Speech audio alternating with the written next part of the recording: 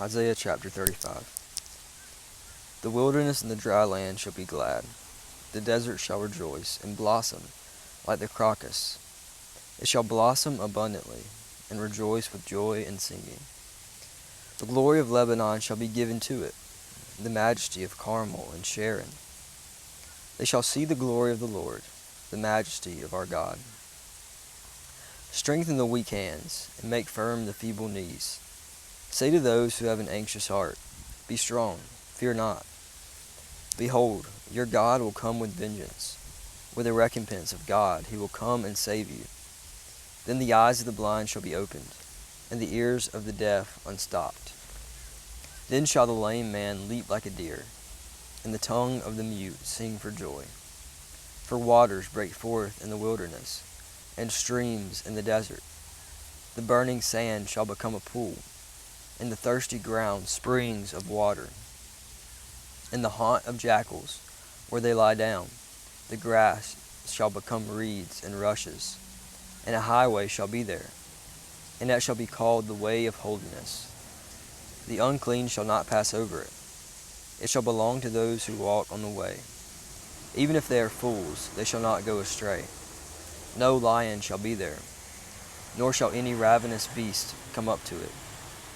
They shall not be found there, but the Redeemer shall walk there, and the ransomed of the Lord shall return, and come to Zion with singing. Everlasting joy shall be upon their heads. They shall obtain gladness and joy, and sorrow and sighing shall flee away.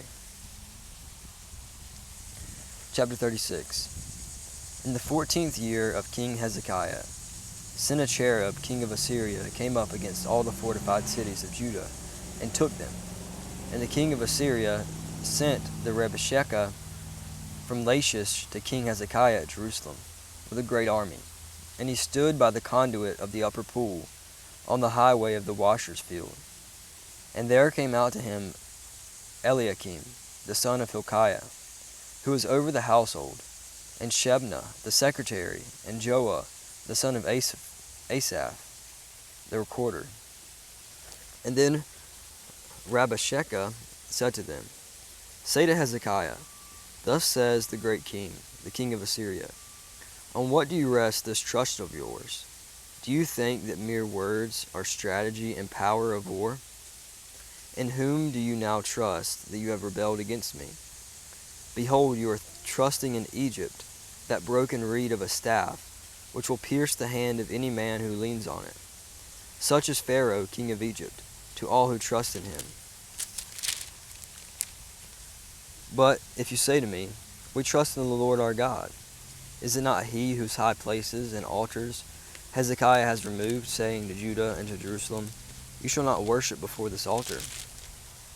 Come now, I will give you 2,000 horses, and if you are able, on your part, to set riders on them, how then can you repulse a single captain among the least of my master's servants, when you trust in Egypt for chariots and for horsemen?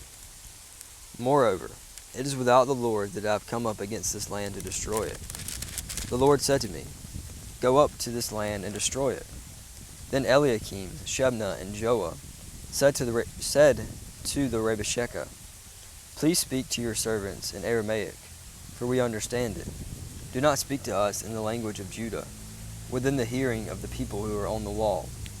But the Rebeshekah said, has my master sent me to speak these words to your master and to you, and not to the men sitting on the wall, who are doomed with you to eat their own dung and drink their own urine? Then Rebeshekah stood and called out in a loud voice, in the language of Judah, hear the words of the great king, the king of Assyria. Thus says the king, do not let Hezekiah deceive you, for he will not be able to deliver you. Do not let Hezekiah make you trust in the Lord by saying, the Lord will surely deliver us. This city will not be given into the hand of the king of Assyria. Do not listen to Hezekiah. For thus says the king of Assyria, make your peace with me and come out to me. Then each one of you will eat of his own vine, and each one of you his own fig tree, and each one of you will drink the water of his own cistern, until I come and take you away to a land like your own land, a land of grain and wine, a land of bread and vineyards. Beware lest Hezekiah mislead you by saying, 'The Lord will deliver us.' Has any of the gods of the nations delivered his land out of the hand of the king of Assyria? Where are the gods of Hamath and Arpad? Where are the gods of Seraphim? Have they delivered Samaria out of my hand?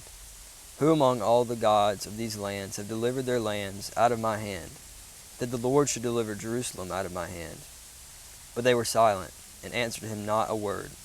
For the king's command was, "Do not answer him." Then Eliakim the son of Hilkiah, who was over the household, and Shebna the secretary, and Joah the son of Asaph the recorder, came to Hezekiah with their clothes torn, and told him the words of the Rabashakeh. Chapter 37. As soon as King Hezekiah heard it, he tore his clothes and covered them with sackcloth, and went to the house of the Lord.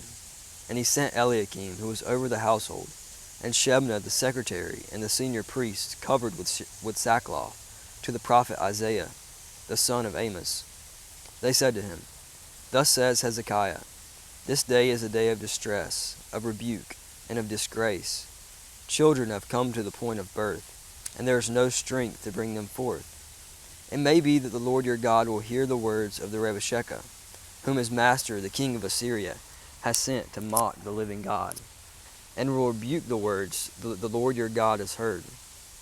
Therefore lift up your prayer for the remnant that is left." When the servants of King Hezekiah came to Isaiah, Isaiah said to them, "Say to your master, Thus says the Lord, do not be afraid because of the words that you have heard, with which the young men of the king of Assyria have reviled against me. Behold, I will put a spirit in him, so that he shall hear a rumor and return to his own land, and I will make him fall by the sword in his own land." The Rabashakeh returned and found the king of Assyria fighting against Libnah, for he had heard that the king had left Lachish. Now the king heard concerning Tirkiah, king of Cush, "He has set out to fight against you." And when he heard it, he sent messengers to Hezekiah, saying, "Thus shall you speak to Hezekiah, king of Judah. Do not let your God, in whom you trust, deceive you by promising that Jerusalem will not be given into the hand of the king of Assyria. Behold, you have heard what the kings of Assyria have done to all lands, devoting them to destruction. And shall you be delivered? Have the gods of the nations delivered them, the nations that my fathers destroyed, Gozan, Haran, Rezepah, and the people of Eden, who were in Telassar? Where is the king of Hamath, the king of Arpad, the king of the city of Saravaim, the king of Hena, or the king of Ivah?"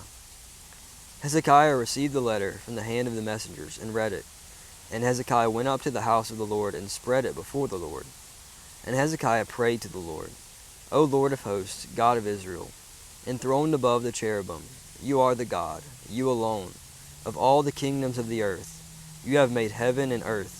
Incline your ear, O Lord, and hear. Open your eyes, O Lord, and see, and hear all the words of Sennacherib, which he sent to mock the living God. Truly, O Lord, the kings of Assyria have laid waste all the nations of their lands, and have cast their gods into the fire. For they were no gods, but the work of men's hands, wood and stone. Therefore they were destroyed. So now, O Lord our God, save us from his hand, that all the kingdoms of the earth may know that you alone are the Lord." Then Isaiah the son of Amos sent to Hezekiah, saying, "Thus says the Lord, the God of Israel, because you have prayed to me concerning Sennacherib, king of Assyria, this is the word that the Lord has spoken concerning him. She despises you, she scorns you, the virgin daughter of Zion. She wags her head behind you, the daughter of Jerusalem. Whom have you mocked and reviled? Against whom have you raised your voice and lifted your eyes to the heights? Against the Holy One of Israel. By your servants you have mocked the Lord, and you have said, with my many chariots I have gone up to the heights of the mountains, to the far recesses of Lebanon, to cut down its tallest cedars, its choicest cypresses, to come to its redmost height, its most fruitful forest. I dug wells and drank water, to dry up with the sole of my foot all the streams of Egypt. Have you not heard that I determined it long ago? I planned from days of old what now I bring to pass. that you should make fortified cities crash into heaps of ruins, while their inhabitants, shorn of strength, are dismayed and confounded, and have become like plants of the field, and like tender grass, like grass on the housetops, blighted before it is grown. I know you are sitting down and you're going out, and coming in and you're raging against me. Because you have raged against me, and your complacency has come to my ears, I will put my hook in your nose, and my bit in your mouth, and I will turn you back on the way by which you came. And this shall be a sign for you. This year you shall eat what grows of itself, and in the second year what springs from that. Then in the third year sow and reap, and plant vineyards, and eat their fruit. And the surviving remnant of the house of Judah shall again take root downward and bear fruit upward. For out of Jerusalem shall go a remnant, and out of Mount Zion a band of survivors. The zeal of the Lord of hosts will do this. Therefore thus says the Lord concerning the king of Assyria, He shall not come into this city, or shoot an arrow there, or come before it with a shield, or cast up a siege mound against it. By the way that he came, by the same he shall return. And he shall not come into this city, declares the Lord. For I will defend this city to save it, for my own sake, and for the sake of my servant David. And the angel of the Lord went out, and struck down 185,000 in the camp of the Assyrians. And when people arose early in the morning, behold, these were all dead bodies. Then Sennacherib, king of Assyria, departed and returned home, and lived at Nineveh. And as he was worshipping in the house of Nisharash, his god, Adrammelech and Sharezer, his son, struck him down with a sword. And after that they escaped into the land of Ararat. Esarhaddon, his son, reigned in his place.